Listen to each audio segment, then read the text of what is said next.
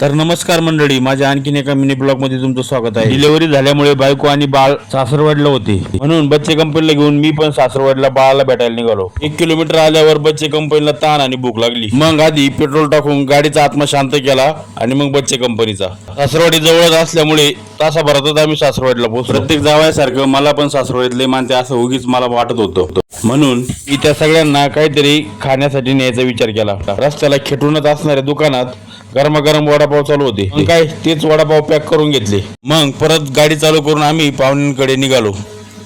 सगळ्यात आधी मग उपशाखा लागली, म्हणजे चुलत सासऱ्याचं घर लागलं। परत टाइम असल्यामुळे सगळे कामधंदा उरकून त्यांचा आपण आराम चालू होता। मेवणी मंडळी कुठेतरी लग्नाला गेलेल्याचं कळलं, मग आणलेला निम्मा खाऊ सासऱ्याच्या हातात देऊन आम्ही पुढची वाट धरली। मग काय थोडं पुढे गेल्यावर लगेच मेन ब्रँच लागली, म्हणजे सख्या सासऱ्याचं घर लागलं। मला गाडी लावूस तर चे कंपनी गाडीच्या खाली उतरून राहिलेला निम्मा खाऊ घेऊन घराच्या दिशेने पळत सुटली। मग बाळाला भेटणं झालं। मग सासूने मला काय खाणार अशी फरमाईश केली। अर्थात गावाकडे गेल्यावर माझं फेवरेट अन्न म्हणजे मिठात केलेल्या गवारीच्या शेंगा, त्याच त्यांना बनवायला सांगितलं। अर्ध्या तासातच स्वयंपाक रेडी झाला। मग चपाती, वडा, पोहे, पापड आणि गवारीच्या शेंगा असा मेनू पुढे होता। जेवणाच्या आधी 2-4 घास खाईन असं म्हणलेलो मी। हे आवडीचे पदार्थ असल्यामुळे चांगले 50-100 घास खाल्ले। नंतर बाहेर गावी लग्नाला गेलेल्या सासऱ्याची पण एंट्री झाली। मग त्यांच्यासोबत गप्पा मारून परत निघायचा प्लॅन केला। तोच बहिणीचा पण फोन आला, आम्ही येतोय बाळाला भेटायला, तू थांब तिथं।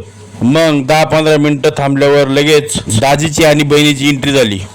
मग बाळाच्या आत्याची आणि बाळाची ऐतिहासिक भेट झाली। मग बहिणीला बोललो, तू लिप सिंक कर, आपण एक रील बनवू। बरीच प्रेक्षक मंडळी गोळा झाल्यामुळे बहीण जरा लाजली, तरी तिनं तोडकी मोडकी ऍक्टिंग करून लिप सिंक गाणं बनवलं।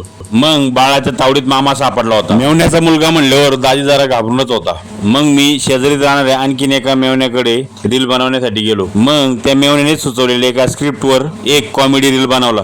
मग सासरवाडीच्या लोकांचा निरोप घेऊन बहीण, दाजी आणि आम्ही जरच्या एका दुसऱ्या गावात मावशी राहत होती तिकडे गेलो। बऱ्याच गाया असल्यामुळे मोठा दूध धंदा करणारा आमचा मावस भाऊ गायांविषयी दाजीला काय सांगत होता काय माहिती। मग मावस भावासोबत गायला औषध पाजतानीचा एक रील काढून घेतला। मग मावशी, काका, वहिन्या, मावस भाऊ यांचा एक फॅमिली फोटो काढून घेतला आणि मग शेवट त्यांचा सगळ्यांचा निरोप घेऊन आम्ही परत घराकडे निघालो। तर संपूर्ण ब्लॉग पाहिल्याबद्दल तुमच्या सगळ्यांचे धन्यवाद। परत भेटू अशा पुढच्या एखाद्या अतरंगी ब्लॉग मध्ये।